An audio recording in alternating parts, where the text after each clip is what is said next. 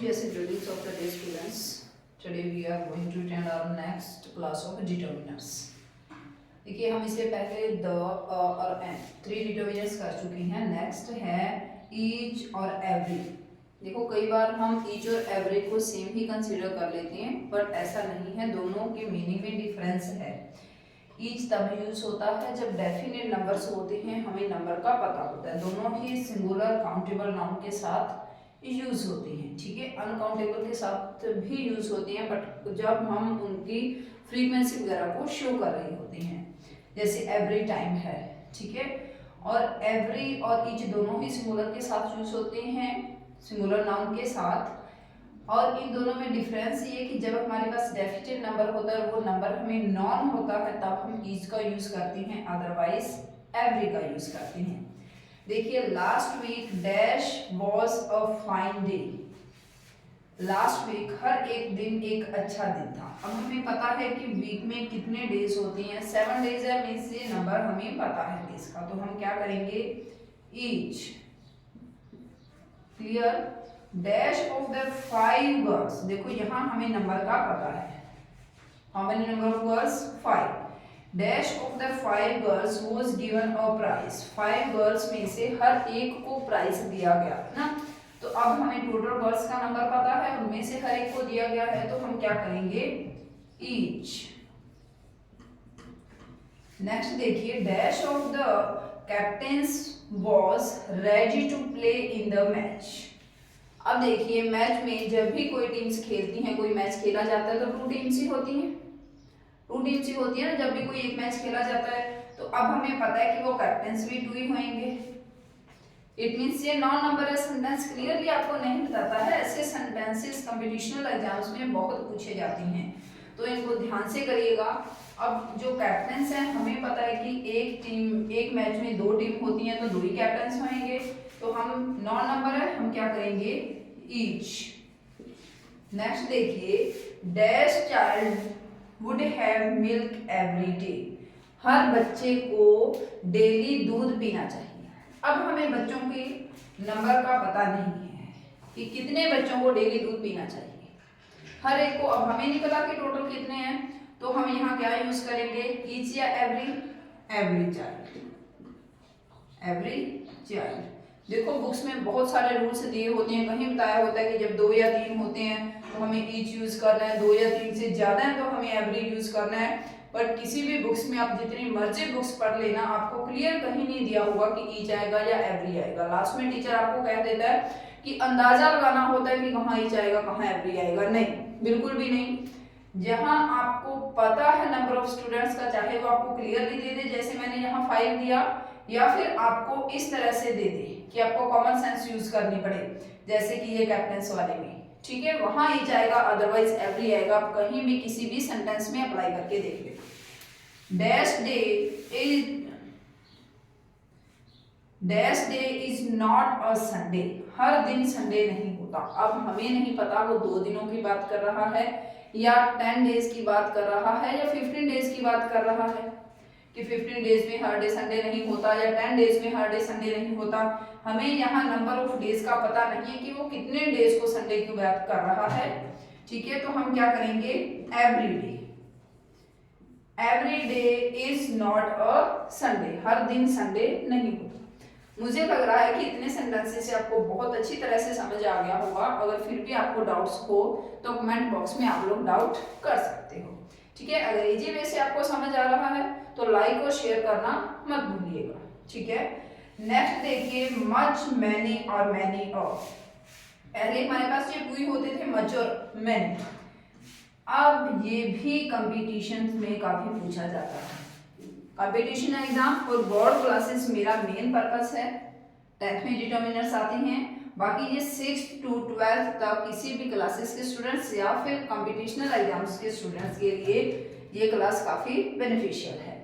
अब देखिए मच और मैनी का यूज कहाँ होता है, ध्यान से पहले ही सुन लीजिए, फिर मैं सेंटेंस दूंगी आपको, साथ साथ मेरे करने से पहले आपको करना होगा. मच देखिए, मच यूज होता है अनकाउंटेबल के साथ, अनकाउंटेबल. मैंने कहाँ यूज होता है, काउंटेबल के साथ. और मैनी कहाँ, मैनी अ कहाँ यूज होता है, ये भी काउंटेबल के साथ यूज होता है। कब, जब हमारे पास नाउन भी सिंगुलर होगी, ठीक है, नाउन भी एक में से सिंगुलर होगी और वर्ब भी सिंगुलर होगी। मैं यहाँ ऐसे लिख देती हूँ, कंफ्यूज मत हो जाना, ठीक है। अगर आप लोग नोट्स बनाना चाहते हो या फिर स्क्रीनशॉट लेना चाहते हो तो मैं बार बार साइड में हट जाती हूँ, आप लोग इसका स्क्रीनशॉट भी ले सकते हो। बाकी तरन क्लासेस के नाम से ही हमारा टेलीग्राम चैनल है, उस पर आप पीडीएफ भी प्राप्त कर सकते हो, ठीक है। देखिए मच, मैनी, मैनी अ, तीनों का पता चल गया। मैनी अ नाउन सिंगुलर और सिंगुलर वर्ब होगी, वहां मैनी अ आएगा। मैनी काउंटेबल होगा और प्लूरल के साथ आएगा। मच अनकाउंटेबल के साथ आएगा। अगर मैं कहूं माय फ्रेंड, ब्लू से लिख देती हूँ सेंटेंसेस में,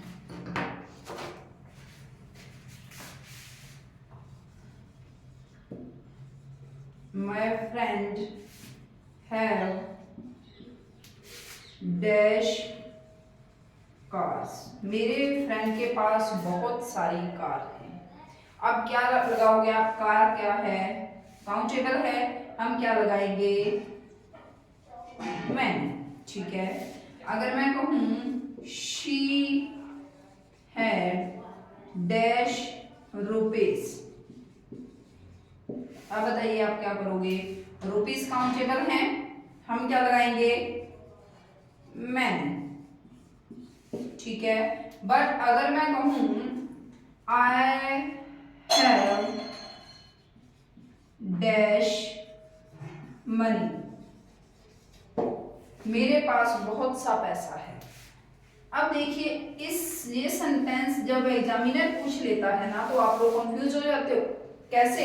अब आप कहते हो मैडम मनी, मनी तो गिनी जा सकती है, रुपए मनी है, 1 रुपया, 2 रुपया, डॉलर है, यूरो है, पैसोस हैं, ये सभी काउंट कर सकते हैं। तो आप लोग ये क्यों भूल जाते हो कि वो करेंसी है जिसको हम काउंट कर रहे हैं, 1 रुपया, 2 रुपया कॉइन्स है, या कॉइन्स को भी हम काउंट कर सकते हैं, रुपीस को काउंट कर सकते हैं, पैसा को काउंट कर सकते हैं, डॉलर, यूरो, रूबल्स सभी को काउंट कर सकते हैं। आप मनी को काउंट नहीं कर सकते। आपने कभी बोला मेरे पास 1 मनी है, मेरे पास 2 मनी है, मेरे पास 3 मनी है, मेरे पास 4 मनी है, नहीं ना। तो कैसे काउंटेबल हुई ये, बहुत से स्टूडेंट्स इसमें कंफ्यूज हो जाते हैं। तो क्या आएगा, आई हैव मच मनी, ठीक है, काउंटेबल के साथ आएगा वो। अब देखिए नेक्स्ट है many soldiers were killed in the war, war में बहुत से सोल्जर्स मारे गए। अब यहाँ क्या है, प्लूरल है, हमने क्या यूज किया, मैंने, बिल्कुल सही। अगर मैं ये चाहूँ यहाँ सेंटेंस लिख देती हूँ, आई थिंक नीचे आपको दिखाई नहीं दे रहा, नहीं है स्पेस यहाँ। अगर मैं ये रखूँ dash a soldier was killed out of many in the war, out of many भी लिखने की नीड ही नहीं है, आप इन द वॉर ही कर दीजिए, इन द वॉर। देखिए इस सेंटेंस को बहुत अच्छी तरह से कर दीजिए, dash soldier was killed in the war. पहली बात तो यहाँ क्या है, आपकी नाउन सिंगुलर है, सोल्जर 1 है। दूसरा यहाँ वर्ब हमारी क्या है, वॉज सिंगुलर है। अब दोनों सिंगुलर है तो मैंने आपको क्या बताया, मैनी अ कब आएगा, जब हमारी नाउन भी सिंगुलर होगी, वर्ब भी सिंगुलर होगा। तो हम क्या लगाएंगे, मैनी अ। इसका मीनिंग है कईयों में से एक। Many a soldier was killed in the war, युद्ध में कईयों में से एक सोल्जर जो था वो मारा गया। समझ आया, मैनी, मच, मैनी और मैनी ऑफ। अगर आपको समझ आ रहा है तो इसको लाइक और शेयर करना मत भूलिएगा।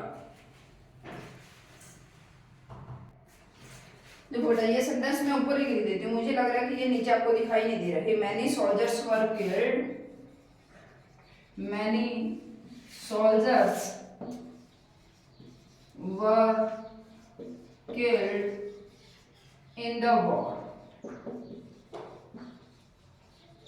ठीक है, अब यहाँ प्लूरल है, वर्ब भी प्लूरल है और नाउन भी प्लूरल है, तो मैंने मैनी यूज किया है। और अगर यहाँ मैं ये लिखूं मैनी, इसको इरेज कर देती हूँ, many a soldier was killed in the war। तो अब क्या है, देखिए यहाँ जो नाउन है ये भी सिंगुलर है, ठीक है, ये वर्ब भी सिंगुलर है, इसलिए हमने क्या यूज किया है मैनी अ, और हमने यहाँ क्या यूज किया है मैनी, क्योंकि यहाँ वर्ब प्लूरल थी और नाउन भी प्लूरल था, वर्ब भी प्लूरल थी। यहाँ हमारा नाउन भी सिंगुलर है, वर्ब भी सिंगुलर है, तो हमने क्या यूज किया मैनी अ। ठीक है, next is sorry next sum, any, few और फ्यू दो, few, little a little the little हम नेक्स्ट वीडियो में करेंगे। ठीक है, थैंक यू।